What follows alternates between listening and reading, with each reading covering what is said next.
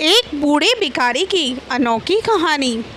हर दिन एक भिखारी दरवाजे के पास आकर भीख मांगता और उस घर का मालिक हमेशा घर के बाहर आते ही उसे देखकर फिर जाया करता और कई बार उसे उससे गालियां देता और वो कहता तू जिंदा ही क्यों है, पूरी जिंदगी ऐसे ही भीख मांगेगा क्या, धरती का बोझ क्यों बना बैठा है तू। और कभी कभी उस भिखारी को गुस्से में वह धक्का भी मार दिया करता था। इतना कुछ हो जाने के बावजूद भिखारी के मुंह से सिर्फ यही निकलता कि भगवान तुम्हारे पापों को माफ़ करे। एक बार सेठ को धंधे में बड़ा ही नुकसान होने की खबर मिली। सेठ बहुत ही परेशान था। तभी उसके दरवाजे पर भिखारी आया। गुस्से में अपना आपा खोते हुए सेठ ने उस भिखारी को पत्थर दे मारा। पत्थर लगने के कारण भिखारी का सर फूट गया और उसके सर से खून बहने लगा। फिर भी दर्द से कराहते हुए भिखारी ने इतना ही कहा, भगवान तुम्हारे पापों को माफ़ करे। भिखारी वहाँ से चला गया। सेठ सोच में पड़ गया। भिखारी को पत्थर मारा, फिर भी उसने सिर्फ प्रार्थना की। सेठ का गुस्सा शांत हो गया। सेठ का मन भिखारी का रहस्य जानने के लिए किया। सेठ ने भिखारी का पीछा करना शुरू कर दिया। भिखारी जहाँ जाता सेठ उसके पीछे पीछे। सेठ ने देखा कि कोई उसको खाना देता तो कोई उसको मारता, कोई अपमानित करता तो कोई गाली देता। लोग भिखारी के साथ चाहे जैसा व्यवहार करते, लेकिन भिखारी सबके लिए एक ही प्रार्थना करता, भगवान तुम्हारे पाप माफ़ करे। अब रात होने लगी थी। भिखारी अपने घर जाने के लिए लौटा। वो अपने घर पहुंच गया, लेकिन सेठ अभी भी उसका पीछा कर रहा था।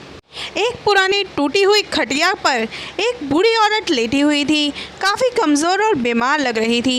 वह भिखारी की पत्नी थी। अपने पति को वापस आता देख खाट से उठ खड़ी हुई।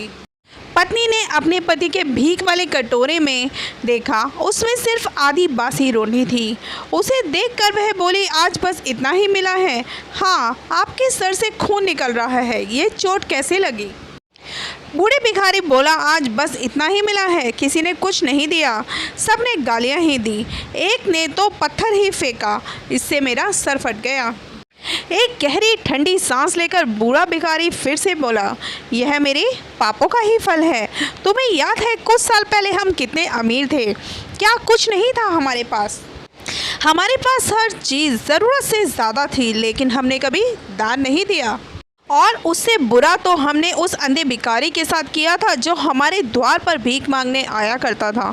बूढ़ी पत्नी की आंखों में आंसू आ गए। वह बोली, हाँ, हम उस बेचारे अंधे के साथ बहुत बुरा करते थे, उसका अपमान करते थे, उसे खाने के लिए रोटी की जगह कागज़ दिया करते थे, उसका मजाक उड़ाया करते थे, कभी कभी मारा भी करते थे। मैंने कभी उसको रास्ता नहीं दिखाया।